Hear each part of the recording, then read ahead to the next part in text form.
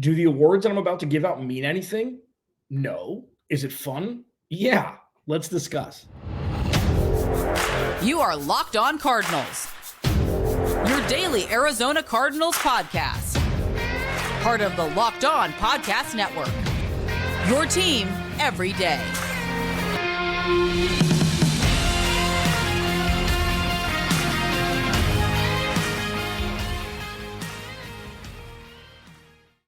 And Locked On Cardinals, Alex Clancy here. Follow me on Twitter at Clancy's Corner. Follow the podcast at Locked On AZ Cards. Thank you for making Locked On Cardinals your first listen.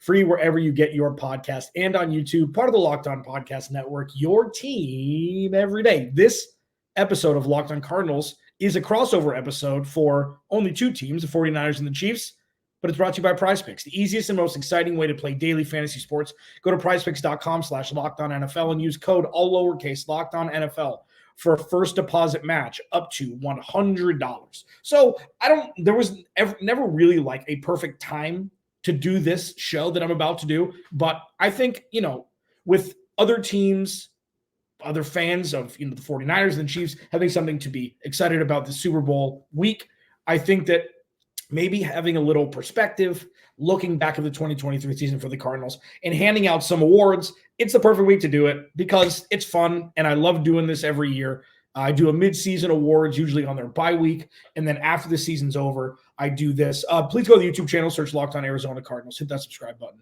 turn notifications on. If you'd like to go leave a review on Apple Podcasts or Google Play, wherever you get your podcasts, if you're listening just via your ears only and not your eyes, I'd appreciate that as well. Just happy you're here every day. Thanks for making every day better.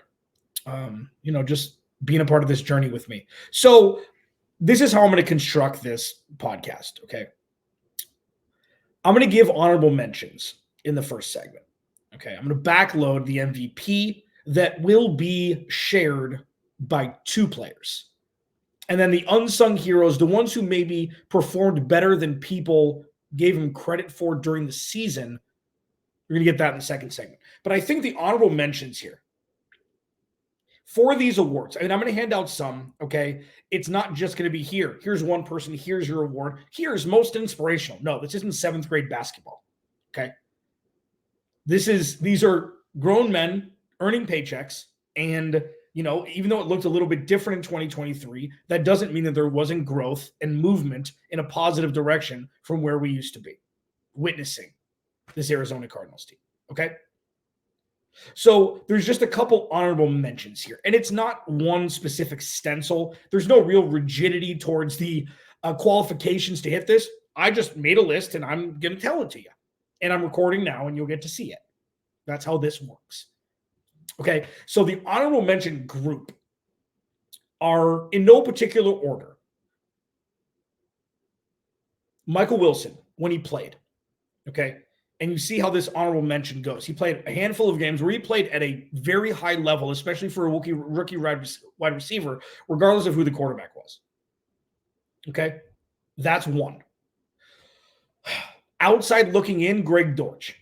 Okay? Greg Dortch, I'm so fascinated to see. I'll do multiple segments with him. I'm going to do a deep dive throughout this offseason about what they're going to do with Greg Dortch. Because all Greg Dortch does when he gets opportunity is perform. He doesn't bitch about not getting on the field. He doesn't bitch about targets. He's not demonstrative when he doesn't get thrown the ball. All he does when he gets opportunities, though, is perform. And it's been the same over the last couple seasons. So he gets an honorable mention. BJ Ojulari gets an honorable mention because when he came back, he was slow. Like I had Brett Spielberger on for Pro Football Focus, friend of the show, last week, I believe. And I was nervous. I asked because, I had him on before the draft or after the draft. I'm like, so let her rip. He's like, Monty Osborne's one of my favorite drafts this season. And then after the season, I was like, Bradley. BJ Ojulari looked slow during his first couple appearances in the NFL coming off injury. And luckily, that was just him getting his legs back, getting back to full health. And he's shown that he's going to be a beneficial pass rusher for the Arizona Cardinals. He just needs some help. Honorable mention. Okay. Honorable mention is Budda Baker. Now, Budda Baker doesn't go into unsung hero. Budda Baker doesn't go into the MVP conversation, and that's pretty obvious as to why. But what Budda Baker does for this defense is plugs holes. That's what his job has been. It's what a safety's job is traditionally. Okay? But what Budda Baker does is Tyrann Mathieu light. It's kind of being all over the place, hitting hard, whether it be sacks or, pass deflections or open field tackles, whatever it may be. Budda Baker's numbers have never been gaudy. They've never been gaudy, and they don't have to be. Just watch the game. And sure, he was coming off injury as well. And, he didn't play his best year of football. And also, not an excuse, more of a reason, more of happenstance. And the other 10 players the other 9 players in front of he and Jalen Thompson didn't have the most talent. Both can be true. Both can be true. So I'll give him some credit there. And then, this one is more of a future pacing, but oh boy, Alberto, if this works, it's awesome. And we've had our running back conversations, okay? I had a running back segment last week. Should they draft one, sign a veteran, or nothing? Stand pat with their room as is. And the honorable mention here is Michael Carter for a specific reason, okay? The honorable mention is, this may work. Future pacing. This may work. He had a handful of touchdowns. He's got burst, okay? He's a little bit undersized. He's going to be he can do more than be a change of pace back. Go back and watch tape on him and Javonte Williams in North Carolina. They're both world beaters. Javonte Williams was more the bruiser, but Michael Carter has no problem getting to where he needs to go. It's not just about speed until he gets touched and then he goes down. He's stocky. He's short, but he's stocky. And he showed flashes. The honorable mention is if the Jets gifted them Michael Carter because they drafted Breece Hall and brought in Dalvin Cook, Michael Carter never got the opportunity there with New York. If they gifted the Cardinals to RB2, Yahtzee.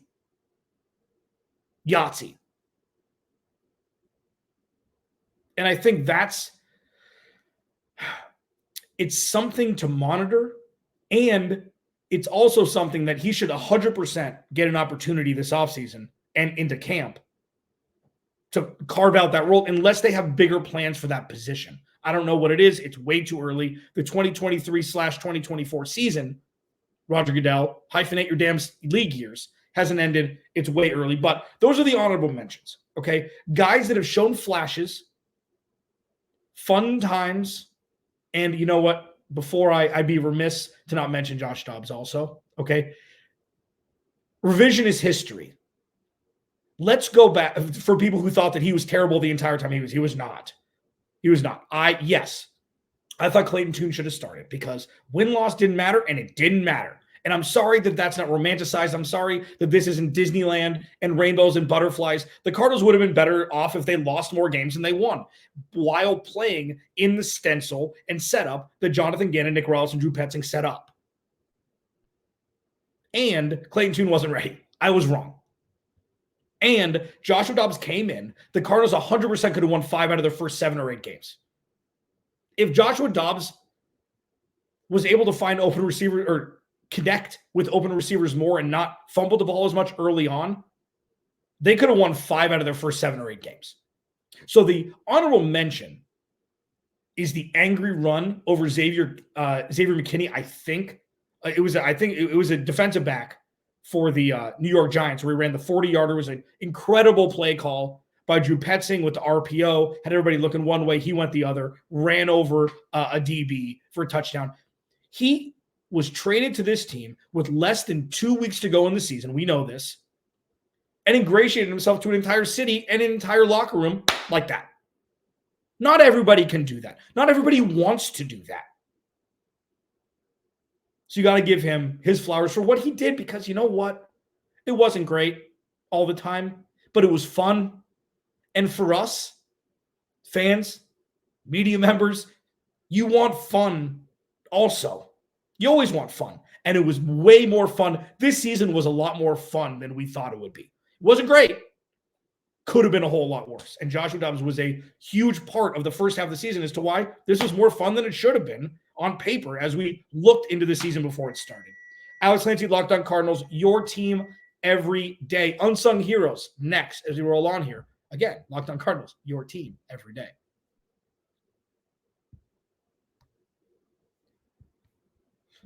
This episode of Locked On Cardinals is brought to you by Nissan. Are you the kind of driver that likes to push things a little further? Ever wonder what adventure could be around the next corner? Our friends at Nissan have a lineup of SUVs with the capabilities to take your adventure to the next level. Let's start with the 2024 Nissan Rogue. It's perfect for city drives and great escapes. Class exclusive Google built-in. You're always updating Assistant to call for almost anything. Gone are the days of connecting your phone. Google Assistant, Google Maps, and Google Play Store are built right into the 12.3-inch HD touchscreen infotainment system. The 2024 Rogue is the perfect midsize crossover for your next adventure. Why not try the 2024 Nissan Armada? We'll change what you expect from a full-time SUV, for a full-size SUV. Picture a rugged 4x4 that can seat up to 8 in first-class luxury and style. Tow bigger and explore further in the 2024 Armada. Take the Nissan Rogue, Nissan Pathfinder, or Nissan Armada and go find your next big adventure. Shop NissanUSA.com.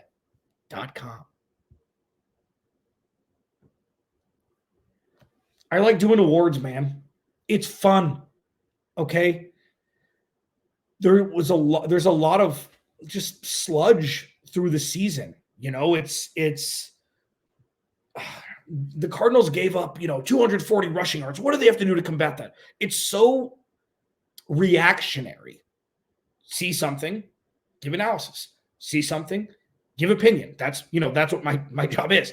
But to be able to give awards and give flowers to people who made this season fun, yeah, I want to do that. I only get to do 2 a year out of the however many podcasts I do. And yeah, it's fun. So honorable mentions were guys that showed flashes, okay, not for long periods of time, whether it be injury or performance or otherwise, but just showing that, it was made it fun and they performed well. It progressed the team moving forward in some form or fashion. And we'll see every single person that I mentioned, BJ Ojulari, Budda Baker, Michael Carter, Michael Williams, Michael Wilson, excuse me. Those guys are all going to be parts. You all have the potential to be massive parts of this team moving forward. Michael Carter is really the only one on the outside looking in. The other three for sure will be. So listen, that's good. Now let's pivot to unsung heroes here. Okay. So one, and it's because he's a rookie and because he's not playing a position that he really played before it wasn't his natural position. I'm going to give Paris Johnson Jr. one of these unsung hero awards. And it's because I think people are looking at the wrong things his rookie season. Gave up a handful of sacks, had some penalties, but not a whole lot, played every single snap. And reminder, if he was not the best right tackle on the roster, he would not be playing. That's not how the NFL works. You have every single excuse in the book or reason in the book to sit him for the majority of the season if he's not ready, because it was a throwaway year anyways. The dude played every single snap. He played against some of the toughest fronts in football, and he played fine. There was no, oh no, he's not ready yet moment, which is rare from a first-round pick over the last handful of years for the Arizona Cardinals. So unsung hero, one. But the most massive unsung hero is split between two other offensive linemen, and it's Jalti Froholt and Will Hernandez. Will Hernandez turned a corner last year. And I think maybe it's because the center play was better and the right tackle play was better. It allows him just to play right guard. When Rodney Hudson was here, he was able to compensate for Justin Pugh when he was injured, Max Garcia, whoever else was playing guards. That has been the interior of the offensive line has been terrible for a handful of years for the Cardinals. Will Hernandez had to deal with lesser than center play last year, lesser than right guard play. So Will Hernandez right tackle play. Will Hernandez just playing his role pretty damn good. And the Cardinals may have found a steal with that first 1-year deal with him coming over from the Giants and then re-signing him. So the right side of the line was great last year, including Hjalti Froholt, who is probably the most unsung hero of 2023. And sure, people who watch the Cardinals, who follow the Cardinals, they know 2-year, I think it was a $4 or $5 million deal. It was a total sweetheart deal for the Cardinals. And this was supposed to be, let's jump back in the time machine here. There were talks about John Gaines, the middle round pick from UCLA, who could swing between guard and center, was slated to potentially be week 1 starter at center before he got hurt for the year before the season started. And then Hjalti Froholt comes in, and he was great. And he was great. The best part about offensive line unsung heroes is if you're not talking about them, they're doing a good job. Or a good enough job, especially with what we witnessed the Cardinals after Rodney Hudson got hurt, came back for 10 minutes and then got hurt, and what was witnessed before Rodney Hudson for a couple years before that. The interior of the offensive line has been a bugaboo for the Cardinals for the last 7 years. I mean, Mike Iupati had a couple good years, but we're a long way removed from that. So Hjalti Froholt and Will Hernandez, I mean, unsung heroes. Absolutely, 100% for sure. And then there's a couple defensive guys. Jalen Thompson had a pretty good year. And I know that pretty good year means different things in 2023 as, it will in 2024. 2022 and 2023 are just, after Kyler Murray towards it's just, how do you gauge the last 25 games? How do you gauge it? You can't do that because your best players aren't on the field. So you've got to look at tendencies. You've got to look at big plays. You've got to look at things that remind you about the talent of guys that play at an elite level when there are other good players around them. Yeah, Jalen Thompson and Budda Baker got burned a bunch this year, but look at who was in front of them. It's not an excuse. It's a happenstance reason. Jalen Thompson, unsung hero. He is. Great open field tackler. He's a big hitter. Had a couple bad personal foul penalties earlier. I think everybody was juiced up with Jonathan Gannon and Nick Rallis, but, unsung hero. And then I think the biggest one for me is Kyzir White. What Kyzir White did before taking, aside from taking Sam Howell's head off in week 1, he was exactly what you wanted either Isaiah Simmons or Zaven Collins to be. He wasn't perfect. He's not incredible in coverage. What he does, he is a ball hawk. He's quick to the ball, and he hits really hard. And he's a perfect heartbeat for the middle of the defense for the Cardinals. He needs help. But bringing him over on that team-friendly deal from Philly, already knowing the scheme, you can just tell a difference on the defense. And I think because the defense gave up so many points this year at times, it kind of gets lost in it. But I'm looking at things like, okay, when they get more talent in the linebacker room, when the pass rush is doing their job, when the corners are doing their job, Kyzir White will be able to do his job a little bit better. He's not going to have to do a little of everything. So I think he is probably the biggest unsung hero, him and Hjalti Froholt, where it's like it's overlooked because of the final score. It's overlooked because the quarterback play was bad. It's overlooked because these two MVPs were balling out that I'm going to talk about in the final segment. But I think those two guys really deserve their credit for having two positions that the Cardinals have been desperately needed help with. They were stable as all hell before Kyzir White got hurt. Hjalti Froholt was great all year. Unsung heroes, baby. MVPs. Who are those?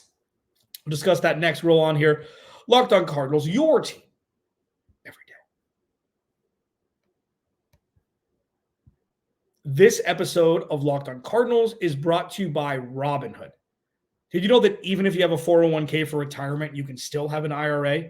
Robinhood has the only IRA that gives you a 3% boost on every dollar you contribute when you subscribe to Robinhood Gold. But get this.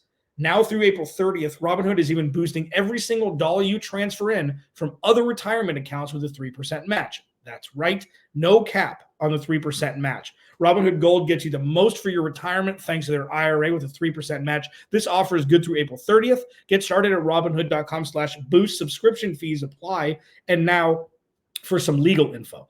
Claim as of Q1 2024, validated by Radius Global Market Research. Investing involves risk, including loss. Limitations apply to IRAs and 401ks. 3% match requires Robinhood Gold for 1 year from the date of first 3% match. Must keep Robinhood IRA for 5 years. The 3% matching on transfers is subject to specific terms and conditions. Robinhood IRA available to U.S. customers in good standing. Robinhood Financial LLC, member SIPC, is a registered broker dealer.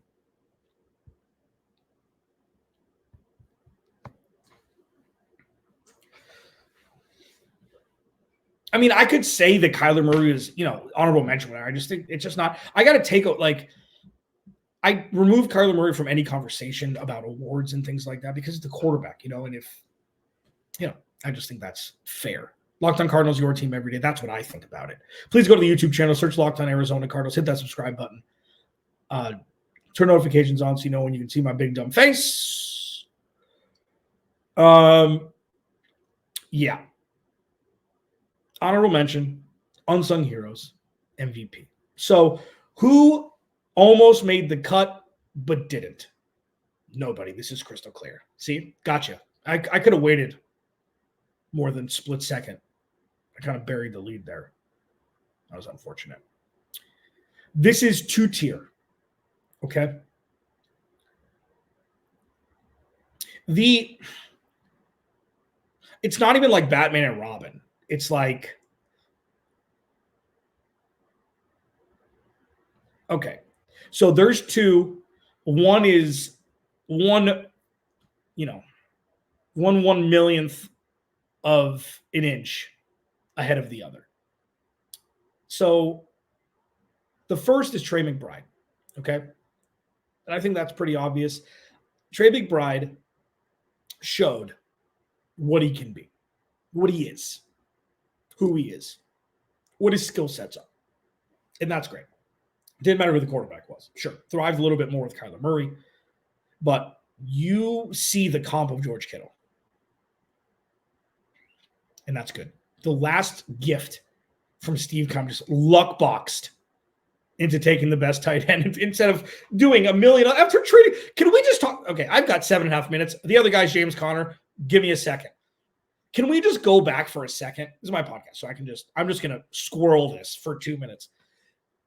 The Arizona Cardinals have a not so great offensive line going into the 2021 draft, 2022 draft. Okay, not so great offensive line. Pass rush, linebackers, corners, just not great. Okay, Byron Murphy and Marco Wilson are your starting corners. Steve Keim decides to trade for Hollywood Brown and then draft Trey McBride. With a healthy Zach Ertz already here. What? Anyways, I just think it's Looney Tunes. It's lunacy doing that. Oh, well, Kyler Murray's best friend. Don't get me started on Eric Burkhart, Cliff Kingsbury, and Kyler Murray's agent. Just lunacy. They thought that was a good move. Trade a first-round pick. You get Hollywood Brown and a third-round pick, which turned into Myjai Sanders, who's no longer with the team. Okay, Trey McBride, an absolute baller. And I discussed this earlier in the week, and, it's splitting hairs, but I like to go a little bit further. I like to push people to think a little bit more deeply here. Trey McBride didn't get the looks and the targets and the numbers this year just because the wide receiver group was pseudo devoid of talent. He earned those targets and receptions and yardage and touchdowns. Well, sure, everybody earns everything. No. He was the first option on offense in the pass game. It took like 2 weeks for the rest of the NFL to know. Stop Trey McBride. They couldn't. That is special. That is star all-pro trajectory. And listen, Travis Kelce playing in the Super Bowl, George Kittle playing in the Super Bowl. Kelsey's a little bit older than Kittle.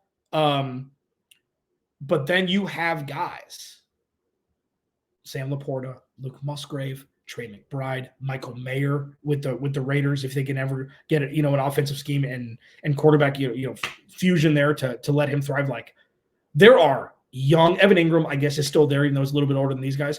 Like, if you don't have a tight end, you're behind the curve, and the Cardinals have theirs, and they're going to have them for the next decade.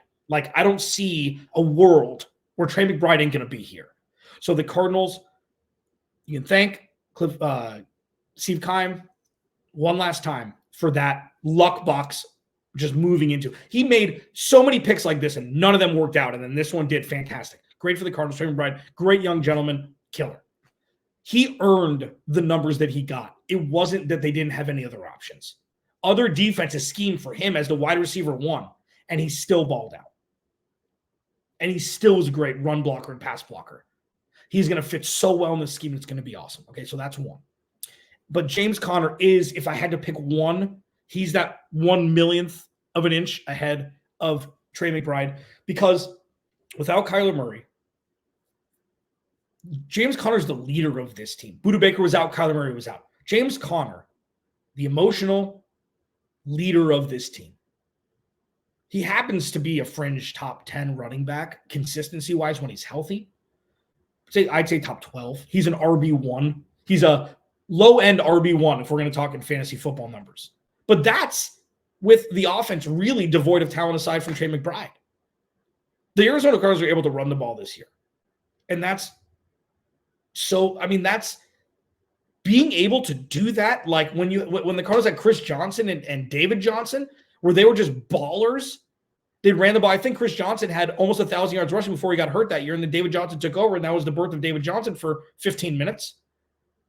They're able to run the ball with this offense, knowing there's very little pass game, knowing that Josh Dobbs isn't a great backup quarterback, and they were still able to run the ball. James Conner was the motor for this engine. He's the motor. He's so important to this team. And please, please, please, please, please, please, please. What was the last one? I ask people to not be lazy when they think. I ask you not to be lazy when you think. I'm not saying you are. When you see age next to a running back, don't make that the end-all be-all. Please. I said please one more time. Damn it, I just said it again. James Conner can play, barring any sort of big injury, which you never wish upon anybody, even your opponents. In some capacity, you hope he plays for another 5 years with the Cardinals. I've discussed multiple times on the show every day, as you'll know this. If this is your first listen to Locked On Cardinals, thank you. Maybe make tomorrow your second listen. He'll move into that LeGarrette Blount role. He has a nose for the end zone. Not all running backs have a nose for the end zone. Ask Kenyon Drake. James Conner is so important to this team. Please don't just look at the age and be like, nope, can't pay him another $1. Don't do that. Look at the play on the field. And if they can curtail his usage throughout the season to 55 to 70% of the touches, 65% of the touches, 15 touches a game instead of 25, he'll be able to play until he's, 32, 33, hopefully in an Arizona Cardinals uniform. The goal for the Arizona Cardinals is for other people to be like, oh, yeah, that's right. James Conner played for the Steelers. People are slowly starting to forget already. James Conner's found a home here. He loves it here. And he should be rewarded for what he's done. He is the MVP this season, just inching out Trey McBride. But with this entire podcast, the honorable mentions, the unsung heroes, and the MVPs, all of those players, mostly, are going to be integral parts of this team moving forward. And that's what the 2023 season was about. Find your stars, find the players who have star potential, all pro potential, Pro Bowl potential. Find the players that will allow you not to draft in those positions with the high picks that they have in the top 96 this year. And they've done that. Has it been perfect? No. But they've found guys that they can trust moving forward. And the rest of the players are going to be replaced. And that's how you build a winning roster. Alex Clancy, Locked On Cardinals. Without you, there is no me. I will talk to you tomorrow.